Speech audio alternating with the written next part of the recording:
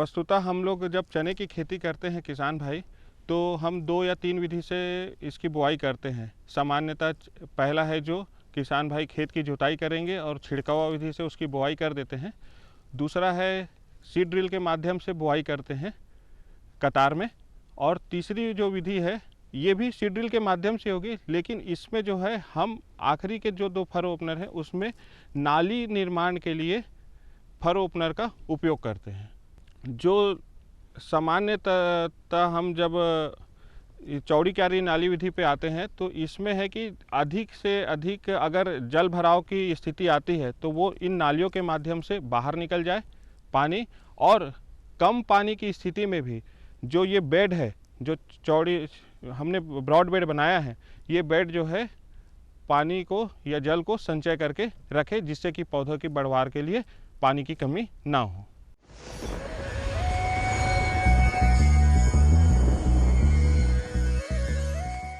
आज तो वसूली करके ही जाऊंगा। घनश्याम, अरे ओ घनश्याम। वो तो स्कूल गए हैं। स्कूल गया है। अरे बहाना तो ढंग का बनाती। हाँ लाला, मैं स्कूल ही गया था, फार्म स्कूल, जहाँ किसानों को सिखाई जाती है खेतों में पैदावार बढ़ाने की हर बात, जैसे मिट्टी के हिसाब से सही खाद, बढ़िया बीज और जरूरत के मुताबिक कीटनाशक, ताकि कम लागत में अधिक मुनाफा। ये पकड़ लाला, तेरा हिसाब साफ।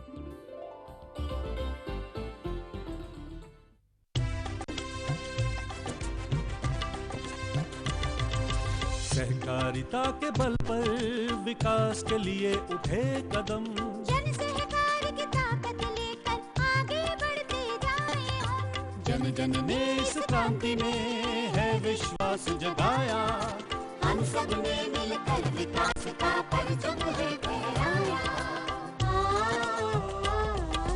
दूर जहाँ सूरज उगता उस धरती से मैदानों तक, हिम शिखरों की श्वेत बर्फ से हिंद महासागर तक। श्वेत क्रांति हो हरित क्रांति या ग्राम विकास की बात, एकता ही धर्म हो अब चाहे दिन हो या रात। कृषि मंत्रालय भारत सरकार द्वारा जनहित में जारी।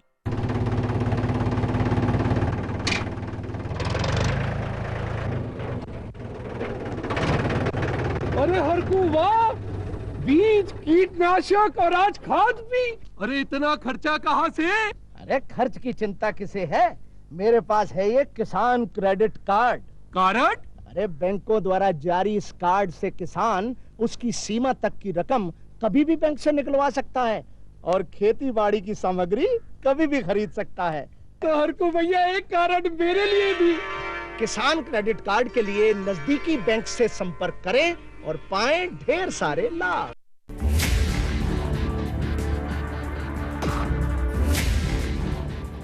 भोजन, जल और शुद्ध वातावरण हमारे जीवन का मुख्य आधार है और कृषि इसका मूल स्तंभ। पिछले 60 वर्षों में विज्ञान आधारित कृषि का व्यापक प्रसार हुआ है। साथ ही कृत्रिम संसाधनों के बढ़ते प्रयोग से कृषि की सतत क्षमता पर चिंताएं बढ़ी हैं। प्रधानमंत्री श्री नरेंद्र मोदी जी के दूरदर्शी नेतृत्व के अंतर्गत रसायन मुक्त जैविक खेती एक महत्वपूर्ण प्रयास है।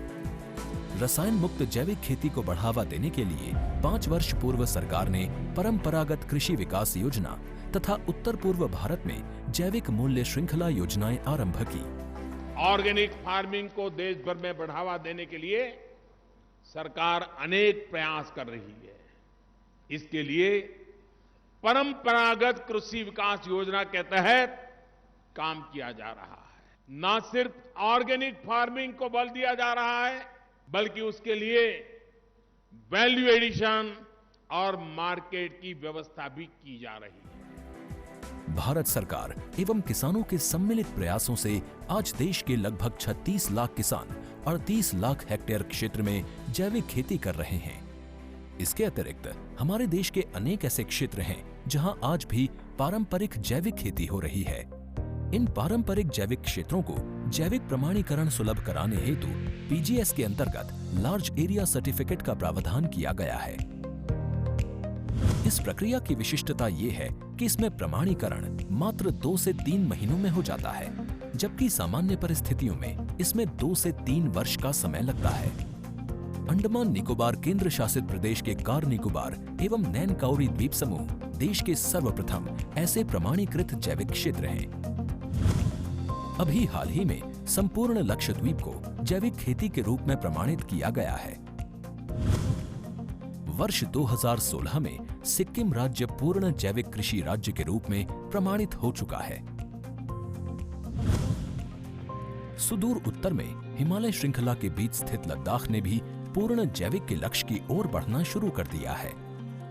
जैविक उत्पादों को बाजार सुलभ कराने तथा किसानों की उपभोक्ताओं तक पहुंच बनाने के लिए एक समर्पित जैविक खेती पोर्टल भी बनाया गया है।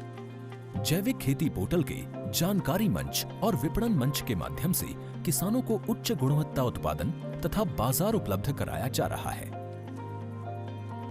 आशा है देश के सभी राज्य अपने जैविक क्षेत्रों का विस्तार करेंगे और देश में जैविक कृषि क्रांति को मजबूत करने में योगदान देंगे।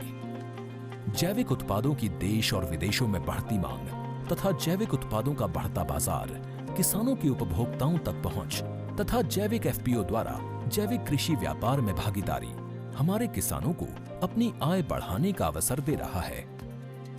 पिछले 5 वर्षों में जैविक कृषि उत्पादों का निर्यात दोगुने से अधिक बढ़कर 7,000 करोड़ रुपए से अधिक का हो गया है और इसमें प्रतिवर्ष 20% से अधिक की वृद्धि हो रही है। उम्मीद है पारंपरिक क्षेत्र के किसान भी इस बढ़ते बाजार से लाभान्वित होंगे और जैविक कृषि आंदोलन को आगे बढ़ाएंगे। किसानों की मुस्कान समृद्ध हिंदुस्तान की है पहचान।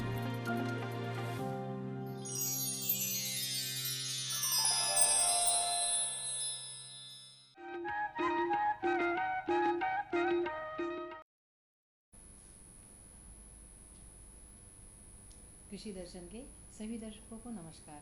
साथियों, हमारे देश की 60% से अधिक जनता कृषि पर आश्रित है। इसी बात को ध्यान में रखते हुए हमारे प्रधानमंत्री नरेंद्र मोदी जी ने देश की अर्थव्यवस्था सुधारने के लिए और छोटे और सीमांत किसानों को लाभ पहुंचाने के लिए एक नई योजना 3 साल पहले शुरू की है, जिसका नाम है प्रधानमंत्री किसान सम्मान निधि योजना। इस योजना का लाभ आप कैसे ले सकते हैं और किन किन पर ये योजना लागू होती है, इस विषय में पूरी जानकारी देने के लिए आज हमारे साथ हैं संयुक्त संचालक कृषि रायपुर श्री RL खरे सर। सर, आपका स्टूडियो में बहुत बहुत स्वागत है। जी। साथियों, इस योजना से संबंधित और केंद्र शासन की अन्य योजनाओं से संबंधित यदि आपके मन में कोई शंका हो, कोई जानना चाहते हो कुछ इन योजनाओं के बारे में, तो आप हमारे इस टोल फ्री नंबर पर हमें प्रश्न पूछ सकते हैं। हमारा नंबर है 1800-233-9418। आइए चर्चा की शुरुआत करें। सर, जैसा कि आज हमारा विषय है किसान सम्मान निधि योजना, तो सबसे पहले हम जानना चाहेंगे कि किसान सम्मान निधि योजना क्या है, ये कब लागू हुई, इसका क्या उद्देश्य है? जी, किसान सम्मान निधि योजना भारत सरकार की बहुत ही महत्वपूर्ण योजना है जी। और ये योजना जैसे कि हम जानते हैं कि 3 साल हो गया है, यानी कि इस साल हम तीसरी जो सालगिरह मना रहे हैं जी। और ये योजना के माध्यम से मूल रूप से किसानों को आर्थिक रूप से सहायता दी जा रही है जी। और किसान जो जैसे हमारे छोटे छोटे किसान हैं, लघु सीमांत किसान हैं, उनके लिए बहुत कारगर साबित हो रहा है। हमारे राज्य में भी काफ़ी किसान हैं, यानी मैं कहूँ कि लगभग 100% किसान लोग इस योजना के कवरेज में आ रहे हैं और इस योजना का लाभ काफ़ी ले रहे हैं। कहने का मतलब ये है कि किसानों को डीबीटी के माध्यम से, यानी सीधे उनको राशि उनके खाते में दी जा रही है। ये बहुत बड़ी बात है भारत सरकार की ओर से। तो किसानों के लिए काफ़ी जो है महत्वपूर्ण योजना है और जैसा कि हम बोलते हैं कि किसानों की आय दुगनी करनी है, तो दुगनी करने के जो श्रेणी में भारत सरकार की ये बहुत महत्वपूर्ण भूमिका है और उसमें किसानों को लाभान्वित किया जा रहा है। जी। सर, इसमें कितना लाभ मिलता है किसान भाइयों को? जी, सामान्यतः हम देखते हैं कि साल भर के टेन्योर में 6,000 रुपये किसानों को दी जाती है जी। और अगर हम 4-4 महीने 3 स्टॉल में दी जाती है जी।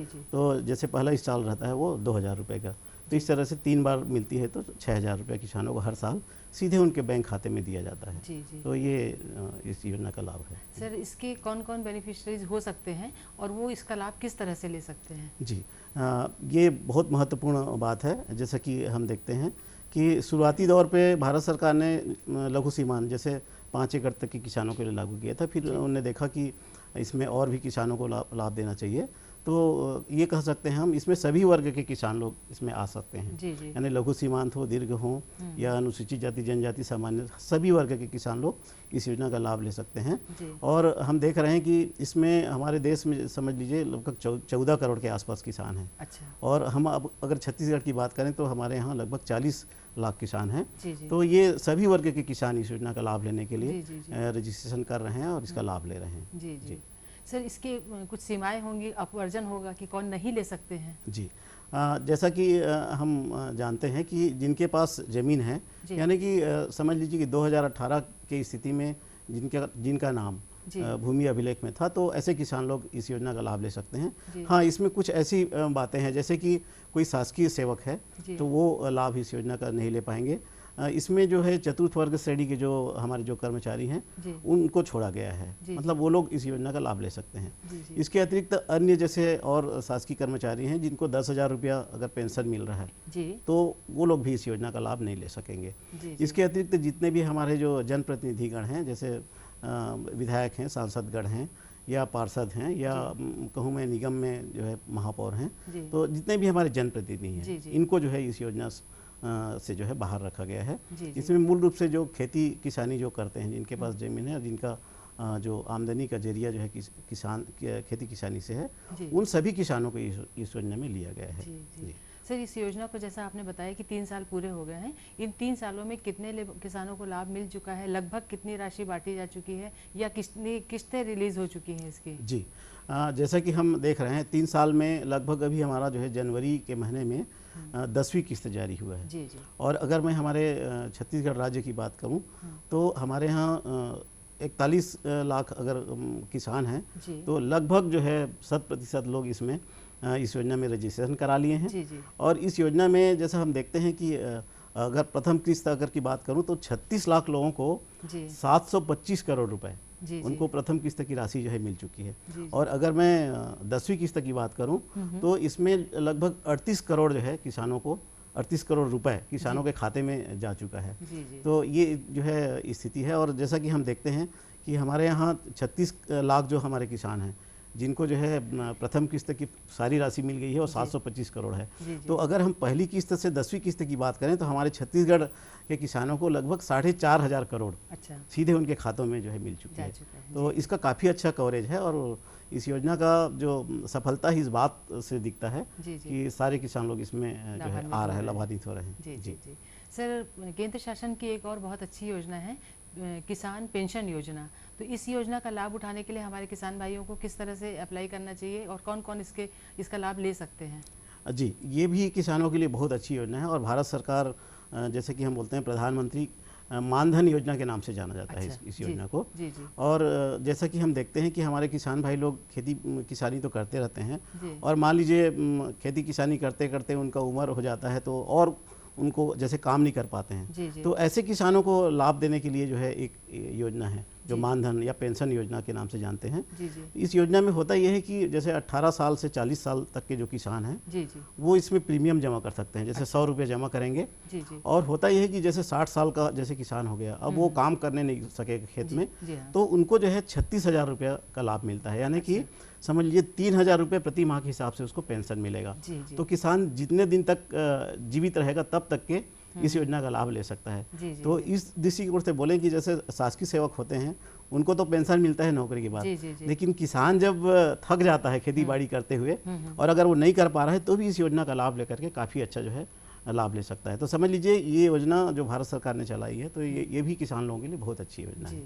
जी। सर किसानों को और सहायता पहुंचाने के लिए प्रधानमंत्री ने किसान क्रेडिट कार्ड योजना भी शुरू की है, यह योजना क्या है, इसका लाभ हमारे किसान भाई किस तरह से ले सकते हैं? जी, जैसे कि किसान क्रेडिट कार्ड है, जैसे हम देखते हैं योजना तो बहुत सारी चल रही है ना, इसके अतिरिक्त भी किसानों को राशि की जरूरत पड़ती है। तो किसान क्रेडिट योजना जो है होता यह है कि बैंक से सिस्टम मिलता है। जैसे मान लीजिए 1 एकड़ में खेती करने के लिए हमको 20,000 रुपये की ज़रूरत है ना, तो उसके हिसाब से वहाँ पे बताना पड़ता है कि भाई हमारे यहाँ मेरे पास जो है 3 एकड़ ज़मीन है, तो 3 एकड़ के हिसाब से उसका एक सीमा बनता है कि खेती के लिए कितना कास्ट लागत होता है, तो उसके आधार पे बैंक जो है एक क्रेडिट लिमिट तय करता है और उसके हिसाब से एक उसको पासबुक दे देता है। तो किसान जब भी चाहे उस क्रेडिट लिमिट में, मतलब 3 एकड़ की खेती करने के लिए वो राशि निकाल सकता है और खेती के लिए उपयोग कर सकता है। और ये जो है इसकी सीमा 3 लाख रुपए तक की है, मतलब एक किसान को अधिकतम 3 लाख रुपए तक के एक जो फसल सीजन के लिए जो है लोन मिल जाएगा।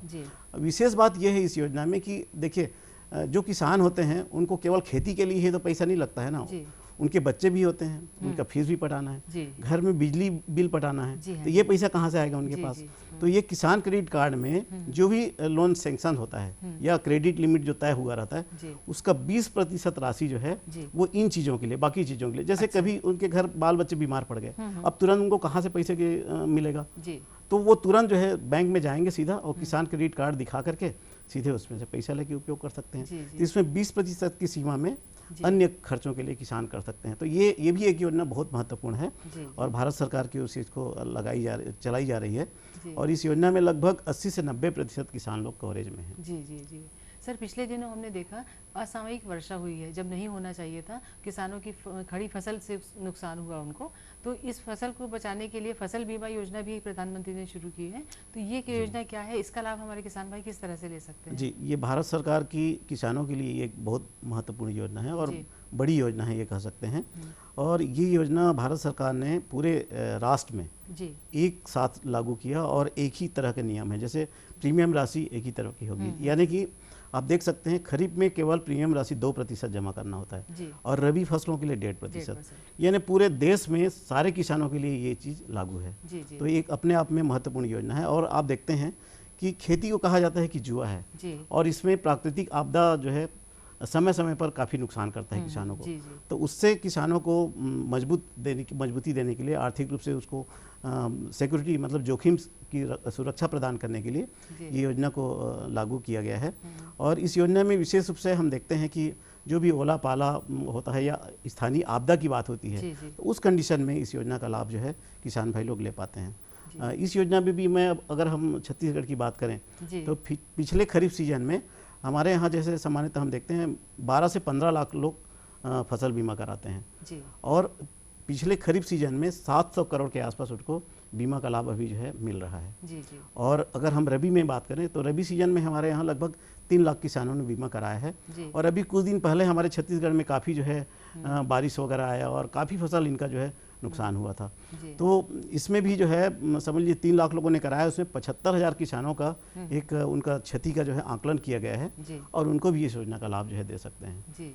दूसरी बात, इस योजना का महत्वपूर्ण बात यह है कि जैसे फसल नुकसान हो जाता है या उनका उत्पादन जो है कम हो जाता है तब तो मिलता ही है, बीच में भी मिलता है। जैसे कोई किसान जो है बोनी नहीं कर पाए या अंकुरण उनका प्रभावित हो जाता है तो उस कंडीशन में भी किसान लोगों को मिलता है। जैसे मान लीजिए किसानों का जो फसल है खलिहान में अचानक बारिश हो गया और उससे जो है नुकसान हो गया, तो खलिहान में भी मतलब फसल काटने के 14 दिन तक अगर खेत में भी नुकसान हो गया मान लीजिए, तब भी इस योजना के कवरेज में आता है।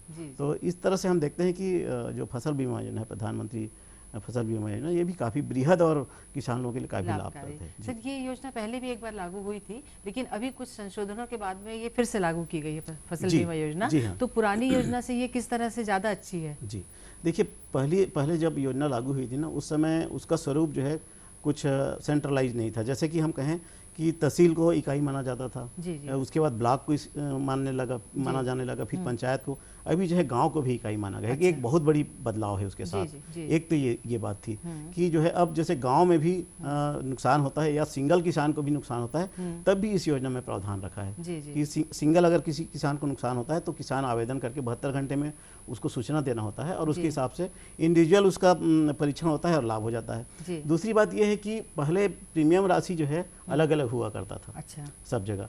अभी क्या किया है भारत सरकार ने कि सभी राज्य के लिए, सभी जगह के लिए 2% और 1.5% ये तय किया है। किसान को केवल उतना ही देना पड़ता है, बाकी जितना भी प्रीमियम राशि और अधिक आता है तो वो राशि जो है भारत सरकार और राज्य सरकार 50-50 की हिस्सेदारी में स्वयं उसको वहन करते हैं। अच्छा, तो इस तरह से ये इसमें बदलाव है। जी। और जैसा कि मैंने बताया कि अगर इसको जो है हमने गांव लेवल तक के इकाई को ले गए हैं तो उसका जो है काफ़ी अच्छा फायदा मिलता है। दूसरी बात यह है कि किसी किसान का अंकुरण, जैसे मान लीजिए धान की बुआई किया और अंकुरण उसका नष्ट हो गया तो फिर उसका नुकसान हो जाता है। पहले इसका प्रावधान जो है उस योजना में नहीं था। और इसी तरह से जैसे मान लीजिए जो है हम बोलते हैं कि खलिहान में नुकसान हो गया या फिर फसल कटाई के बाद नुकसान हो गया, तो ये सब चीज़ें जो कवरेज जो इसमें हो रहा है ये सब कोई भी प्रावधान उसमें नहीं हुआ करता था। तो इस तरह से इसमें काफ़ी सुधार करके सोच समझ के किसानों से सुझाव लेकर के इस योजना को लागू किया गया है। जी। सर, शासन की एक और योजना है आत्मा योजना। ये योजना किस किस तरह के लाभ किसानों को देती है? जी देखिए, एक्सटेंशन रिफॉर्म योजना लगभग इसको जो है 20-25 साल हो गया। भारत सरकार की बहुत महत्वपूर्ण योजना है। और आज हम देखते हैं कि किसानों को जो है तकनीकी ज्ञान प्रदान करने की बात है। तो ये आत्मा योजना अपने आप में बहुत बड़ा जो है भूमिका निभा रही है पूरे भारतवर्ष में किसानों के लिए। इस योजना में मूल रूप से किसानों को प्रशिक्षण देना है, भ्रमण कराना है, फसल प्रदर्शन के माध्यम से नए नए तकनीकी ज्ञान दिलाना है, या प्रचार प्रसार के जितने भी हमारे जो संसाधन हैं ये सब इस योजना के माध्यम से दी जा रही है। जैसे हम किसान मेला का आयोजन कराते हैं तो इस योजना के माध्यम से करते हैं। किसानों को राज्य के अंदर भ्रमण कराना है या किसानों को देश में कहीं भी किसी राज्य में ले जाना है, जिले के अंदर भ्रमण कराना है, तो ये सब चीज़ें जो है इस योजना के माध्यम से हम करा सकते हैं। और इसके माध्यम से एक किसान संगवारी की भी भूमिका काफ़ी है। मतलब भारत सरकार ने हर 2 गांव के पीछे एक किसान संगवारी इसमें तय कर रखे हैं और उनको भी राशि जो है मिलती है। यानी कि सरकार और किसान के बीच में भी एक कड़ी है जो किसान संगवारी है। वो क्या करता है, शासन की योजना को सीधे किसानों तक ले जाने में एक बीच में ब्रिज का काम करता है। और ये इस योजना के माध्यम से काफ़ी जो है किसान लोग इसमें जो है शामिल होता है। जैसे अगर मैं बात करूं तो हमारे राज्य में लगभग 10,000 के आसपास किसान संगवारी हैं।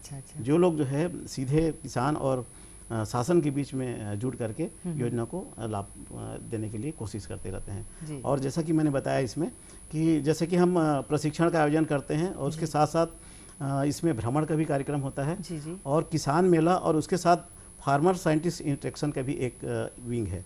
जैसे कि हमारे जितने भी जैसे बाहर भी कोई वैज्ञानिक हैं या राज्य के अंदर किसी विज्ञान केंद्र के वैज्ञानिक हैं, उनके साथ और किसानों का जो एक दल रहता है, टीम होता है, उनको दोनों के बीच में आपस में चर्चा परिचर्चा कराई जाती है। इसमें एक ऐसा भी प्रावधान है कि मान लीजिए हमारे एक विकास खंड में खेती किसानी के संबंध में कोई मान लीजिए समस्या है, तो उस समस्या को आइडेंटिफाई करना है और किसान लोग का दल वैज्ञानिक के दल के साथ आपस में एक दूसरे को चर्चा करके उसका सॉल्यूशन निकालते हैं। तो उससे होता ये है कि पहले क्या होता है, जैसे मान लीजिए कि हम जिले में कोई कीड़े बीमारी आ रहा है कि राज्य में कोई कीड़े बीमारी आ रहा है तो उसको देखते थे। अब ये समझ लीजिए स्पेसिफिक इसमें बात होती है कि जैसे कि मान लीजिए किसी गांव में भी अगर कोई कीड़े बीमारी लग गया, कोई समस्या हो गई, तो उसको हम सीधे वैज्ञानिकों तक ले जा करके उसका हम निराकरण की बात कर सकते हैं। तो ये इस योजना की जो है खास बात है।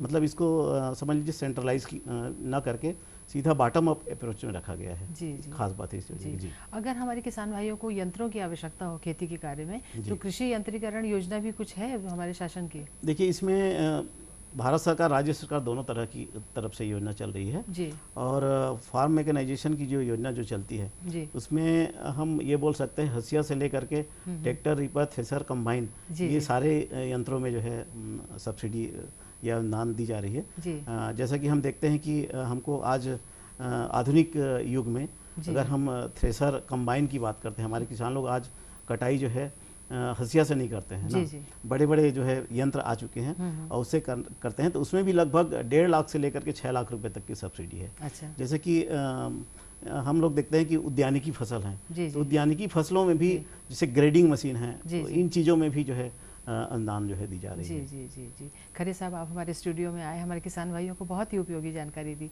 आपका बहुत बहुत धन्यवाद। Thank you. साथियों, हमें उम्मीद है इन सब जानकारियों का आपको जरूर लाभ मिलेगा। नया विषय, नई जानकारी के साथ हम फिर मिलेंगे। अभी आज्ञा दीजिए, नमस्कार।